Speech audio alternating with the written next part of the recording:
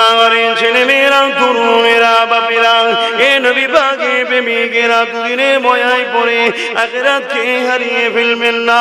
এ দুনিয়া আল্লাহ পাকের জন্য পরীক্ষা করে পাঠিয়েছে। এই দুনিয়া জমিনে যিনি পাঠিয়েছে তিনার দাসত্ব করতে হবে।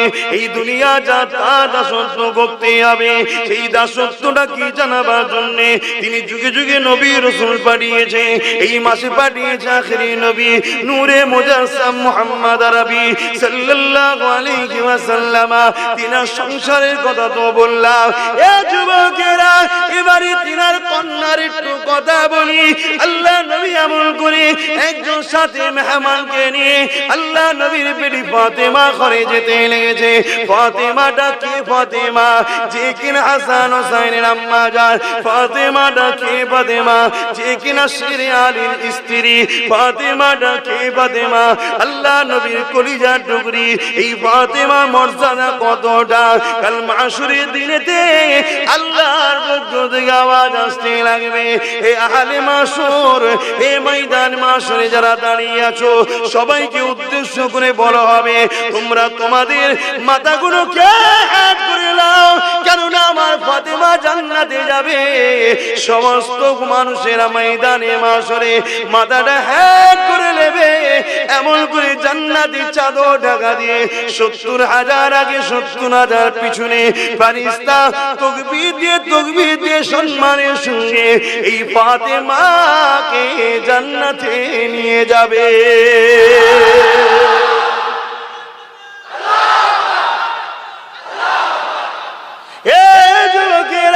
এই ফাতেমা হুজুরের ঘরে একটু কথা বলি শোনে। আল্লাহ পেয়েছে এত সহজে নয়, এত মর্যাদা এমনি পাইনে গো। কারবালার জমিনে তো বাচ্চাকে শহীদ তো করিয়ে দিল। আসলে এই বিষয়ে আজকে আলোচনা করছি না। আমি যে বিষয়টা বলতে চাইছি, হযরতে বেটি ফাতেমা হুজুরের ঘরে আল্লাহ নবী তাশরীফ নিয়ে গেলে সঙ্গে একজন সাথী ছিলেন যে কিনা বড় ক্ষুধার্ত মানুষ ছিলেন। আল্লাহ নবীও ক্ষুধার্ত ছিল। 3 দিন নবী আমার নিজের পেটে পাথর বেঁধে রেখে দিয়েছিল।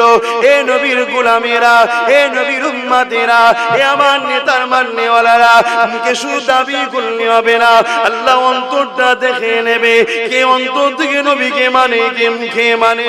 হযরতে ফাতেমা ঘরে রাসূল চলে গেলে রাসূল গিয়ে বলতে লেগেছে, ফাতেমা রে, ঘরে কি তোমার কিছু খাবার আছে? এ ফাতেমা, তোমার আব্বা জান 3 দিন খায়নি। আমার আল্লাহ যে হালে রেখেছে কোটি কোটি শুকরিয়া, কিন্তু আমার সাথে একজন মানুষ রয়েছে যে বড় ক্ষুধার্ত মানুষ, 2 দিন খায়নি। এ ফাতেমা, তোমার ঘরে কি কিছু খাবার আছে?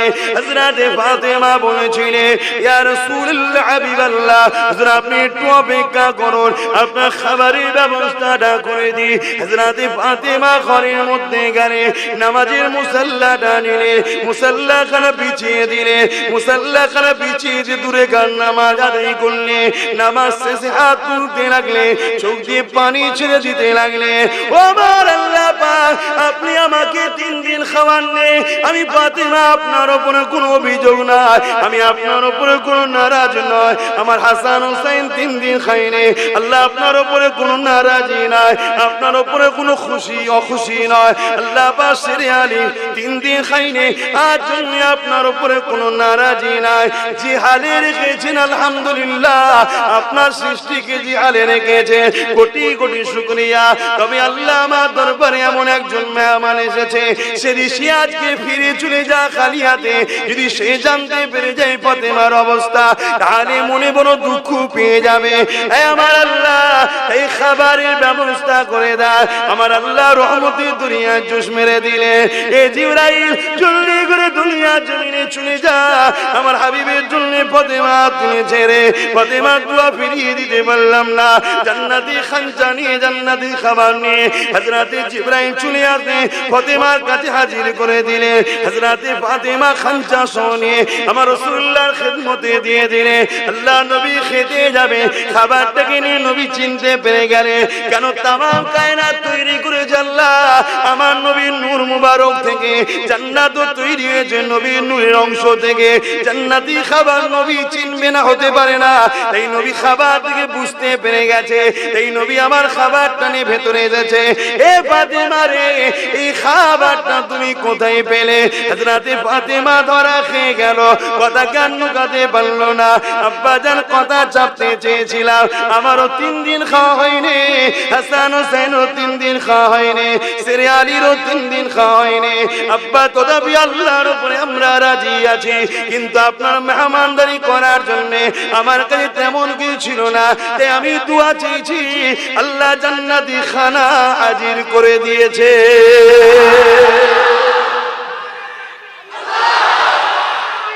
আল্লাহ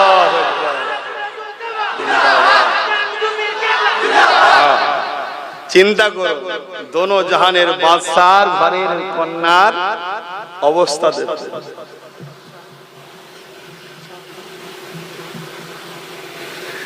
তাদের পরিবারের অবস্থা দেখুন, আর আজকে আমরা কি করছি।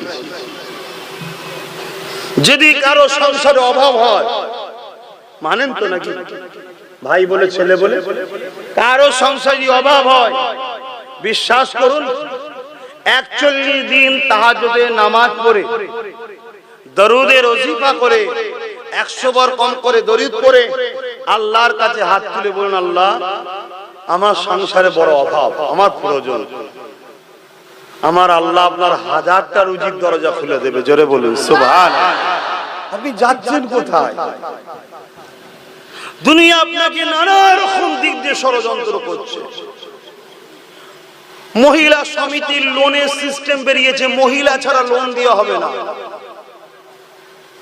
এটা একটা পরিকল্পনা, আমাদের পর্দানিশীরা মা গুলোকে বাইরে বার করা, ফর্ম ফিল আপ করার জন্য পরপুরুষের পাশে বসানোর একটা ষড়যন্ত্র।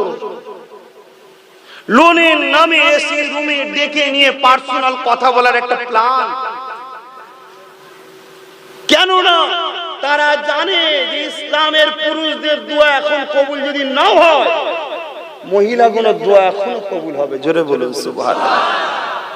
তাই তারা জানে যে এদের সঙ্গে কখনো আমরা লড়াই পারিনি আর পারবো না। কেন এরা যখনই দোয়া করে আসমান থেকে আবাবিলের মতো এখনো পাখি আসবে, এখনো ফেরেশতা আসবে। জোরে বলুন সুবহানাল্লাহ। তাই এরা দুয়ার জায়গাটাকে বন্ধ করার জন্য আমাদের মা বেটিগুলোকেও বাইরে বার করছে বিভিন্ন দিক দিয়ে। তাই 10,000 15,000 টাকার জন্য, 1000 2000 টাকার জন্য আমার মা বোনেরা বেপরদা হবে। হালাল ইনকাম করা শরীয়তে জায়েজ, বেপরদা হবে। আল্লাহ আমাদেরকে সৎ বুদ্ধি দেন। আমার কথায় বেজার হচ্ছে? দরুদ শরীফ আল্লাহুম্মা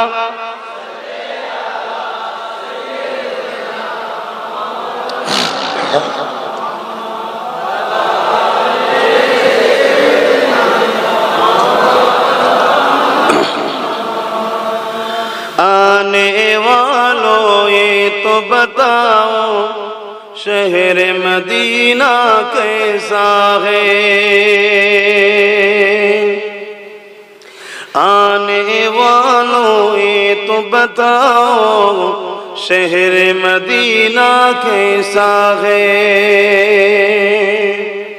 सर उनके कदमों में रख कर, सर उनके कदमों में रख कर झुक कर जीना कैसा है। आने वालों ये तो बताओ शहर मदीना कैसा है। अल्लाहुम्मा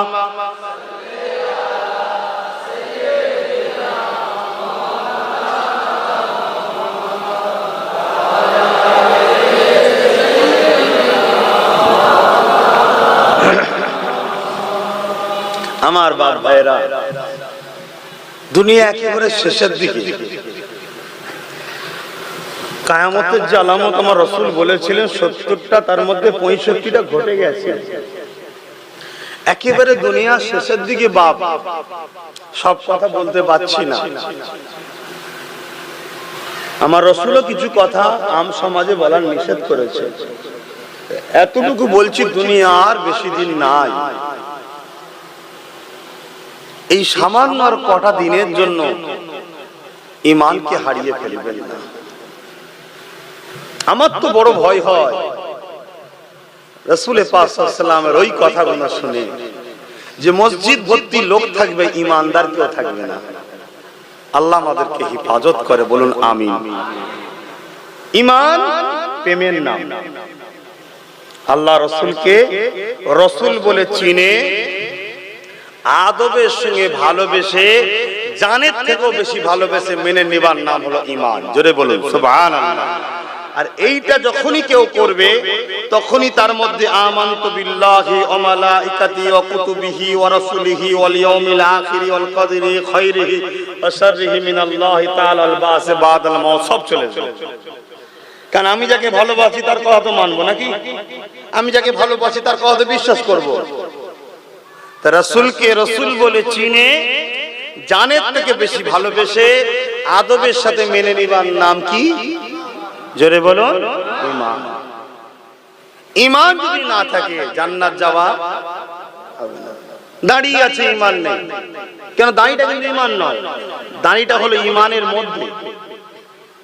রাসূলের মুখে ছিল, রাসূল রেখেছিলেন ভালোবাসি তিনাকে, তাই আমরাও রেখেছি। কথা বুঝা? কিন্তু ঈমান ওটা না, ঈমান এর মধ্যে হলো দাঁড়ি। ঈমান নেই নামাজ আছে, নাজাত পাবে। ঈমান নেই রোজা আছে, ঈমান নেই হজ আছে, পাবে। আজকে বহু দিক দিয়ে আমাদেরকে ধ্বংস করার প্ল্যান করছে। সমাজে একটা কথা শোনা যাচ্ছে, কি জানো? ধর্ম যার যার, উৎসব সবার। এর মধ্যে বেঈমানি কুফরি কথা, এই কথাকে বিশ্বাস করলে ঈমান চলে যাবে। কথা বুঝে আসছে বাপ? এটা একটা পলিসি, বেঈমান বানাবা। কিন্তু হ্যাঁ, এটাও আমি বলে যাই, এই জায়গায় কোন ধর্মের ধর্মীয় কাজে বাধা দিবার অধিকার আপনার নাই। কারণ এটা গণতান্ত্রিক দেশ, সবার দেশ, সবার ধর্ম তার কাছে প্রিয়, ঠিক না বেটি? কিন্তু সবথেকে বড় গুনাহে আযীম হলো শিরকি করা, তাই তো নাকি?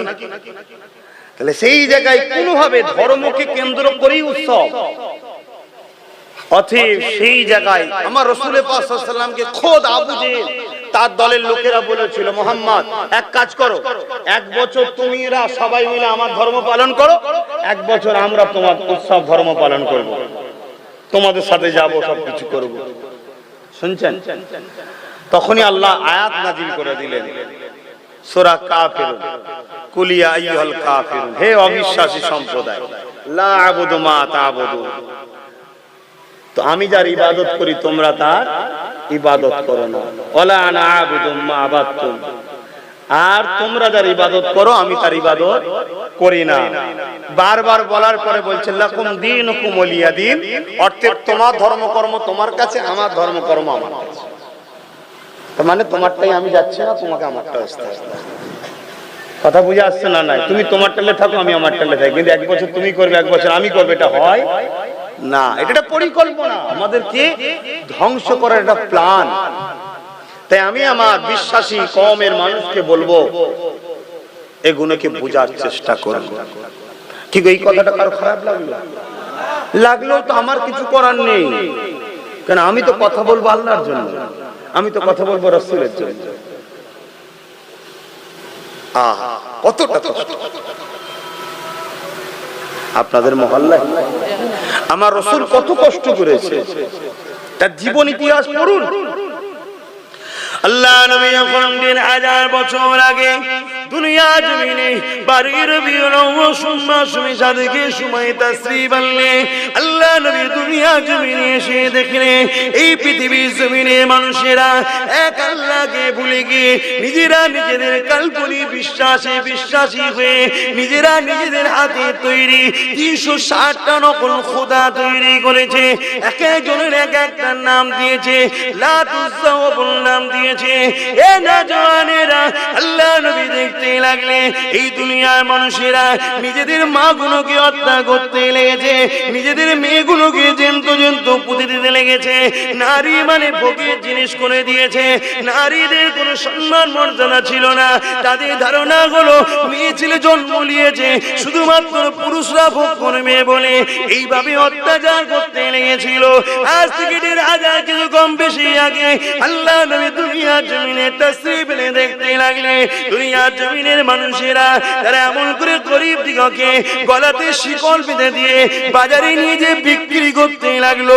ধনী লোকের ঘরের লোকেরা আসতো, ওই বাজার থেকে গরিবের ছেলেদেরকে কিনে নিয়ে যেত, তাদের উপরে পেটের আঘাত করতো, তাদেরকে ঘরে নিয়ে যে জীব জন্তুর মতো ব্যবহার করতো। গরিবের ঘরের মেয়েগুলোকে বাজার থেকে কিনে নিয়ে যে তাদের শারীরিক নির্যাতন তৈরি করতো। তাদের গর্ভ থেকে সন্তান হতো, সন্তান যদি পুরুষ হতো ওই সন্তানটাকে নিয়ে নিয়ে ওই মহিলাটাকে হত্যা করে দিত। আর সন্তান যদি কন্যা হতো ওই মহিলাকে হত্যা করে দিত, ওই বাচ্চাটাকে হত্যা করে দিত। এ যুবকেরা, এই দুনিয়া জমিনে নবী আমার বাবার মা হারা নবী এই পৃথিবীর বুক থেকে নারীদের মর্যাদাকে দিয়েছে, অন্যায়কে বন্ধ করেছে, দাসত্ববোধ বন্ধ করে দিয়েছে, এক আল্লাহকে চিনিয়েছে, শিরক থেকে মানুষকে টেনে এনেছে, দাসত্ব শিকল ভেঙে দিয়ে গরিবদের ঘরে মুক্তি দিয়েছে। আল্লাহ নবী জানিয়ে দিয়ে তোমার ঘরে যে কাজ করবে, তোমার যে লেবারি করবে, তার খায়ের খাম শুকোবার আগে তার পারিশ্রমিকটা দিয়ে দাও। আল্লাহ নবী জানিয়ে দিয়েছে নারীগুলোকে জ্যান্ত পুঁতে দিও না। নারী হলো দয়া, নারী হলো সম্মান। যে সময় নারীর কোনো মর্যাদা ছিল না, আল্লাহ নবীর কাছে একজন এসে জিজ্ঞাসা করলো, ইয়া রাসূলুল্লাহ হাবিবাল্লাহ, নারীর মর্যাদা কত, আমার উপরে কার হক বেশি? আল্লাহ নবী বললেন তোমার মায়ের, তারপরে কার তোমার মায়ের, তারপরে কার তোমার মায়ের, তারপরে কার তোমার বাপের। এই দুনিয়ার মানুষেরা যেখানে নারীর মর্যাদা ছিল না, আল্লাহ নবী সেখানে নারীকে 3 গুণ মর্যাদা দিয়ে দিয়েছে। এত সহজে হয়নি বাপ। সেই নবীর উম্মত দাবি করব, আবার সেই অন্যায়গুলো শুরু করব আমরা। কিচ্ছু করার নেই বাপ। যদি বদমাইশি করো, জুলুম করো, অত্যাচার করো, আমার আল্লাহর কোনো যায় আসে না। দুনিয়ায় যত পাপ বাড়বে, অন্যায় বাড়বে, বেশরিয়াতি কাজ বাড়বে, শিরক বাড়বে, আল্লাহর পক্ষ থেকে একটা করে আসবে ভাইরাস, মহামারী, বিমার, ঝড় ঝাপটা, তুফান। এই তো আস্তে আস্তে দেখছিলাম সবটাই ডুবে ডুবে আছে। কি অবস্থা! আল্লাহ হিফাজত করেন, সবার রুজিতে দুবেলা পেট ভরে খাবার ব্যবস্থা করে দেন, বলুন আমিন। দুজন সমাজে পাপ করে আর ভুগতে সবাই কি হয়? যদি বলেন কেন? ওই দুজন যে পাপ করে তাকে আমরা রুখি না। এবার রুকার বিষয় ইসলাম 3 ধরনের রাস্তা দেখিয়েছে। ক্ষমতা আছে হাত দিয়ে, ক্ষমতা নাই মুখ দিয়ে, তাও নাই কমসে কম অন্তর থেকে ঘৃণা করো। ঘৃণাও থাকা দরকার তো। কিন্তু আমরা দেখা যাচ্ছে কি, যে পাপ করছে তাকেই কাঁধে করলে ঘুরছে। তাহলে আল্লাহ ছেড়ে দেবে? আজকে এই জমিনে মসজিদ বেউজ্জতি হচ্ছে, মাদ্রাসা বেউজ্জতি হচ্ছে, কোরআন বেউজ্জতি হচ্ছে, ইসলাম বেউজ্জতি হচ্ছে, রাসূল বেউজ্জতি হচ্ছে। একদল সন্ত্রাসরা কন্টিনিউ লেগে আছে। আবার ঘুরিয়ে ফিরিয়ে আমরা দেখা যাচ্ছে সেই সকল সন্ত্রাসদের পিছনে আবার হই হই করে বেড়াচ্ছে। আল্লাহ ছেড়ে দেবে? আমাদেরকে ভাবতে হবে না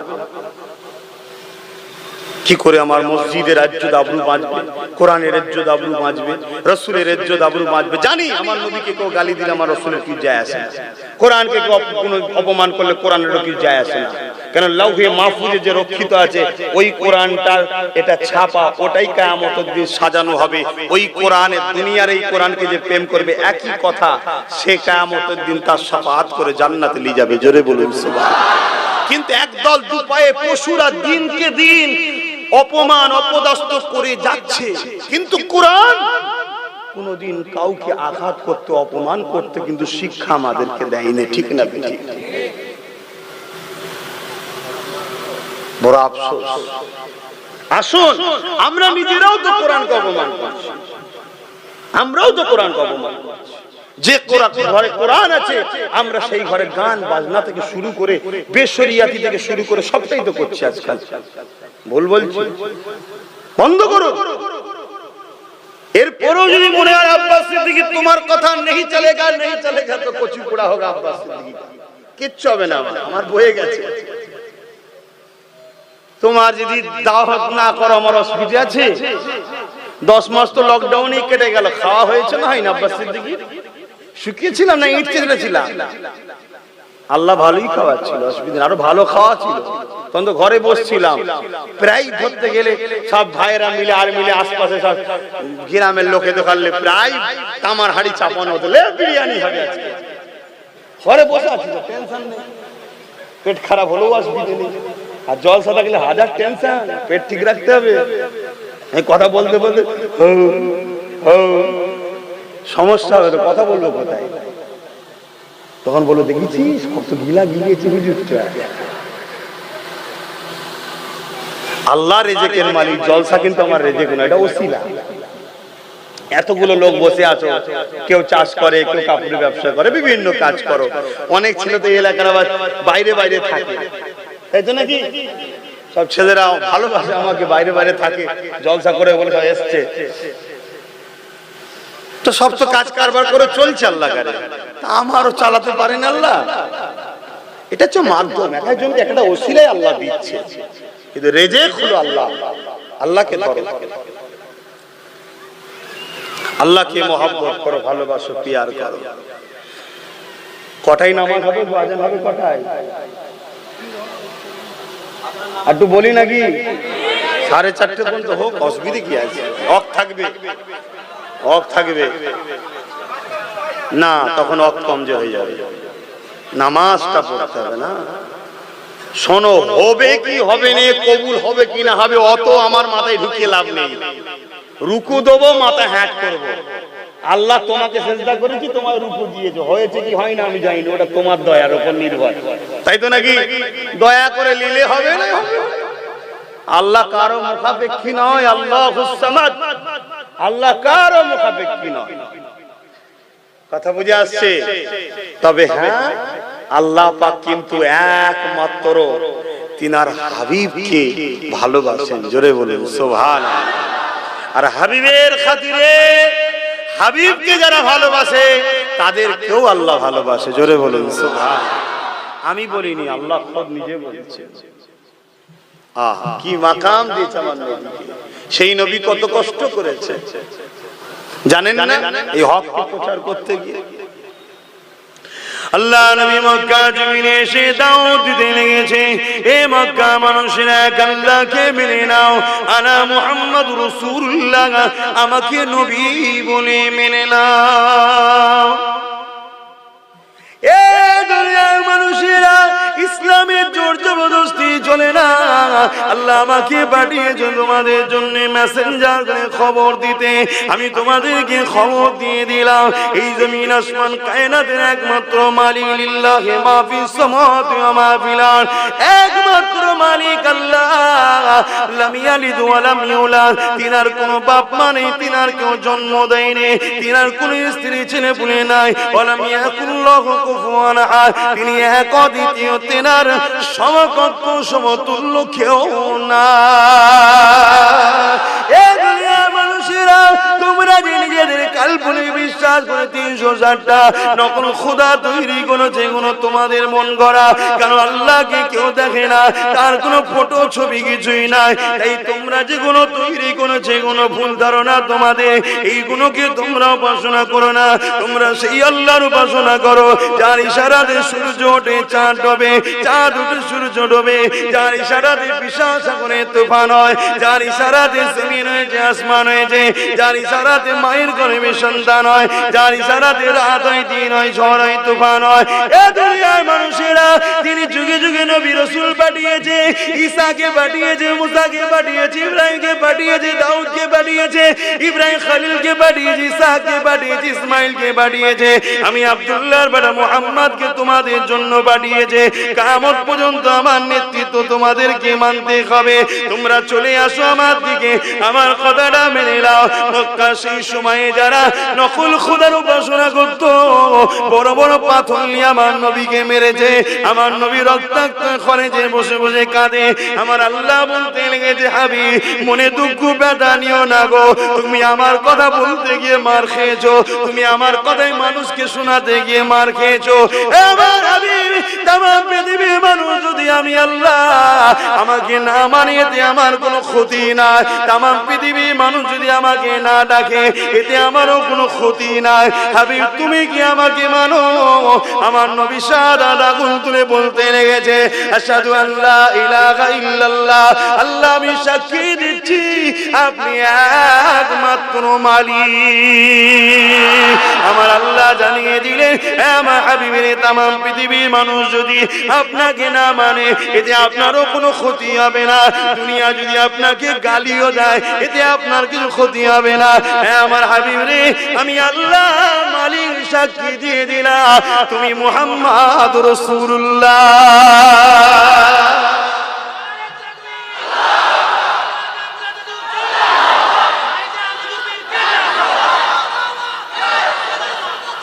জিন্দাবাদ।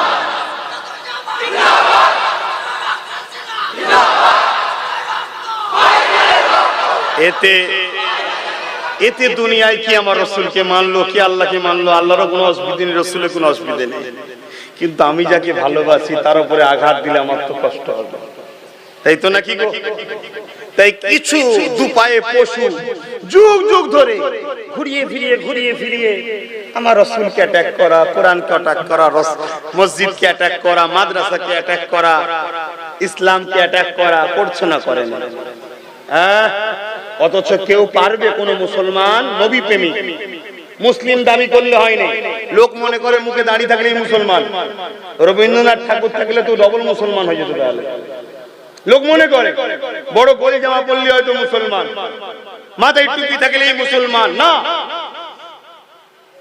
ইমানদার মুমিন মুসলমানের কথা বলছি, যে নবীকে ভালোবাসে, একটা কেউ নবীর প্রেমিক বলতে পারবে? কোন ধর্মে ধর্মস্থানে একটা ছোট্ট ঢিল মারতে পারবে? জোরে বলো। রাতের অন্ধকারে মারতে পারবে? কারো ধর্মগ্রন্থকে কেউ খারাপ কমেন্ট করতে পারবে? চিৎকার দিয়ে বলো, পারবে? হ্যাঁ কি না? কেন পারবে না? কি জন্য পারবে না? রাতের অন্ধকারে কোন ধর্মের স্থানে একটা ঢিল মারতে পারবে না, কেন? একটাই কারণ, মদিনাওয়ালা আমার প্রেমিক আমায় বারণ করেছে। জোরে বলুন সুবহান। আমার প্রেমিককে যারা গালি দেয় তাদেরকে জানিয়ে দিই, জবান সামলে কথা বলো। কেন? আমার মুহাম্মদ শুধু আব্বাসের নয়, আমার মুহাম্মদ তামাম মখলুকাতের সরদার। জোরে বলুন সুবহান। তুমি যাকে গালি দাও, কটূক্তি করো, সে তোমারও নেতা। মূর্খ হয়ে, দুপায়ে পশু হয়ে তুমি নিজের নেতাকে নিজেই গালি দিয়ে ফেলছো। আর আমার নেতা আমাদেরকে শিখিয়েছে, আমরা তিনাকে মেনে নিয়েছি বলি আমরা কখনো কোন ধর্মগ্রন্থ, কোন ধর্মকে, কোন ধর্মগ্রন্থকে, কোন ধর্মের স্থানকে আমরা চোখের আড়ালে কারো থুতুও ফেলতে পারবো না, ঢিলাও ছুঁতে পারবো না। কেননা আমার আল্লাহ সব দেখতে পায়। জোরে বলুন সুবহান। কিন্তু দুঃখের বিষয়, একদল দুপায়ে পশু তারা বারবার এইভাবে অত্যাচার করছে, করে না? করে না? ধিক্কার। আল্লাহ আমাদের ঘরে সেই সকল দুপায়ে পশু থেকে হেফাজত করেন, বলুন আমিন। সেই সকল অভদ্র মানুষ থেকে আমার বাংলা, আমার দেশ এবং বিশ্বকে হেফাজত করে, বলুন আমিন। কেননা এরা একটা বিজনেস করছে, বিজনেস। সে বিজনেসটা হলো ফিতনা হলে তাদের লাভ। তাই আমরা আমাদের ভালোবাসার মানুষকে আঘাত করে। কিছু মানুষ আছে আবার সব ধর্মের মধ্যেই আছে, তারা ধর্মের নামে ব্যবসা করে, ধর্মীয় ব্যবসায়ী, ধর্মের নামে ভণ্ডমি, দোকানদার। তাই কিছু লোক মনে করে, বিশেষ করে এটা পশ্চিমা দুনিয়ায় যেভাবে মানুষ ইসলামের দিকে দ্রুত আসছে, নবীর দিকে, তারা মনে করে হয়তো আমাদের দোকানের খদ্দের চলে যাচ্ছে, তাই তারা বিভিন্ন কায়দায় ইসলামের নামে বিভিন্ন ফিল্ম তৈরি করা আর করা, কার্টুন করা করে মানুষকে খেপিয়ে দিয়ে মিডিয়ার সামনে ইসলামকে খারাপ করার একটা প্ল্যান তৈরি করছে। এবারে আমরা যারা ভালোবাসি অনেক সময় রাগের মাথায় ছোট বড় কথা বলে ফেলি। যেমন সেদিন একটা কথা আমি বলে ফেলেছিলাম রাগের মাথায়, কিন্তু কোন ধর্মের লোককে বলেছি এ কথা বলে, কোন ব্যক্তিকে বলেছি? যারা সন্ত্রাসী করবে, যারা সমাজে ফিতনা ছড়াবে, তাদের উপযুক্ত শাস্তি হওয়া দরকার। সেই শাস্তিটা আমি নিজের মুখে বা নিজের হাতে খোদে কথা বলাটা গণতান্ত্রিক দেশে শোভা পাই না, কিন্তু সেইটাকে কেটে নিয়ে একদল লোক নিজের গায়ে পেতে নিয়ে সমাজের মধ্যে একটা কিন্তু পায়ের উপরে পা দিয়ে বাংলার মাটিকে একটা গরম করতে চাইছে। কথা বুঝে আসছে না? তারা বাংলায় দীর্ঘদিন দাঁত গলাতে চেয়েছিল, পারেনি, আর ইনশাআল্লাহ পারবেও না। ঠিক না বেটি? তারা যতই ষড়যন্ত্র করুক, আমরা রাসূলের আদর্শে আদর্শিত হয়েছি। আমার রাসূল কখনো কখনো নির্দোষের উপরে জুলুম করার ইজাজত দিয়েছে? জোরে বলুন, দিয়েছে? যদি অন্য ধর্মের হোক, সে যদি নির্দোষ হয়, তার উপরে জুলুম করার কোন অধিকার আছে? তাই আমরা সর্বসময় তারা যতই চেষ্টা করো, আমরা বড় ঠান্ডা মাথায় মস্তিষ্কের সাথে চলার স্বপ্ন নেব, চেষ্টা করব ইনশাআল্লাহ বলব। কিন্তু জানি ভালোবাসি, অনেক সময় কষ্ট হয়ে যে অনেকে বলে ফেলে। কিন্তু আব্বাস সিদ্দিকীর কোন বক্তব্য, কোন ভিডিও, কোন সম্প্রদায়, কোন ব্যক্তি, কোন নির্দোষ মানুষের বিষয়ে কোন রকম আমার কোনদিন কটূক্তি একটা বার করতে পারবেন না, ইনশাআল্লাহ বলে যাচ্ছে। কিন্তু কেউ যদি কেটে নিয়ে ছোট ছোট করে ছাড়ে, এডিট করে ছাড়ে, আগে পিছু করে ছাড়ে, বিভ্রান্তি হতে পারে। তাই কারো কথা শুনে, কারো শুনে সমালোচনা করবে না। অনেকে গরম করার জন্য আমাকেও আবার ছোট বড় গালিগালাজ দিচ্ছে, যাতে করে আমার ভালোবাসার মানুষগুলো গরম হয়। খবরদার গরম হবেন না। কেননা তৎকালীন সময় দুপায়ে পশু আবু জেল, উতবা, সাইবা, ওরাও আমার নেতাকে গালি দিয়েছিল। আর সেই নেতার কাজ করতে গিয়ে নবীর গোলামকে যদি গাল খেতে হয়, অসুবিধে কিছু নাই। এই অসুবিধা আছে? সবর করো, ধৈর্য ধরো। তবে হ্যাঁ, ধৈর্যের নাম, সবরের নাম ঘরে গিয়ে কেতা মুড়ি দিয়ে উম করে কাঁদা নয়। কথা বুঝে আসছে না? সন্ত্রাস যারা, সেই সন্ত্রাসগুলোকে মানুষকে চিনানোটা দরকার আছে। ঠিক না বেটি? এটা কিন্তু দায়িত্ব সবার, যে সন্ত্রাস কারা, ফিতনা কারা সরাতে চাইছে। একটা মানুষ 1.5 ঘন্টা 2 ঘন্টা কথা বলে, সেটাকে যদি কেউ 2 মিনিট 3 সেকেন্ড 30 সেকেন্ড 1 মিনিট করে ছাড়ে, বিভ্রান্তি হবে না? আরে কখনো কোন ধর্মের মানুষের উপরে আঘাত দেওয়া চলবে না। এই বিষয়ে একটা কথা বলে যায়, কেন প্রথমে আয়াতটা বলেছিলাম, ওমা আরসালনাকা ইল্লা রাহমাতাল লিল আলামিন। আমার নবী হলেন তামাম আলমের জন্য দয়া, রহমত।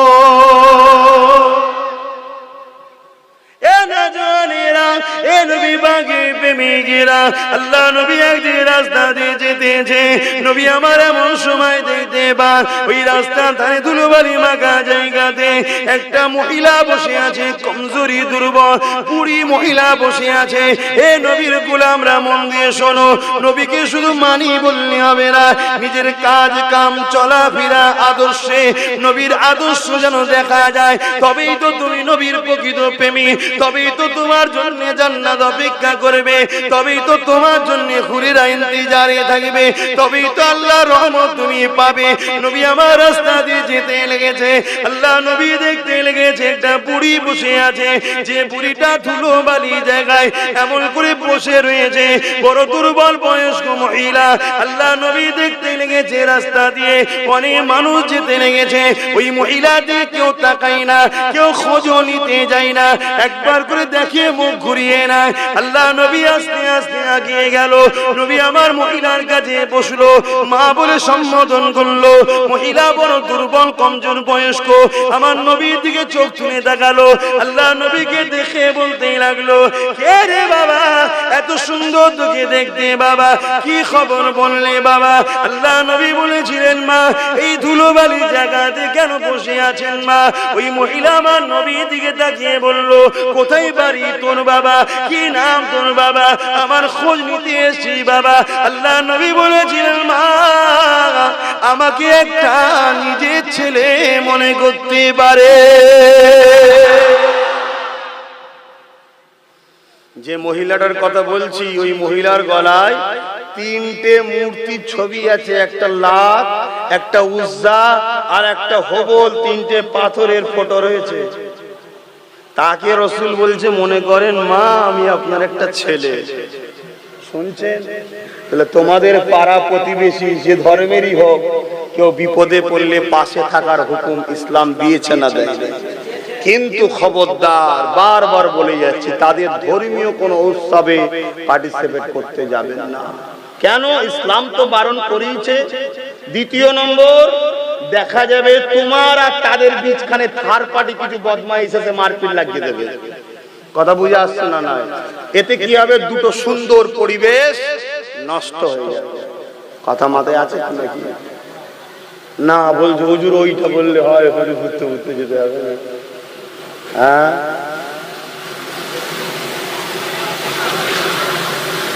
কি গো ঘুম পেয়ে গেছে? আমি ভুল আজ করছি? তোমরা তো আল্লাহ কেন অনেক অজ শুনেছ, শুনে শুনে শুনে শুনে বড় বড় আইজি হয়ে গেছে। আর সময় নেই, কে আড়াল করছে আবার? যাক, আল্লাহ কখনো সময় দেয়, আবার হবে, নামাজের ব্যাপার আছে। হে নবী সালাম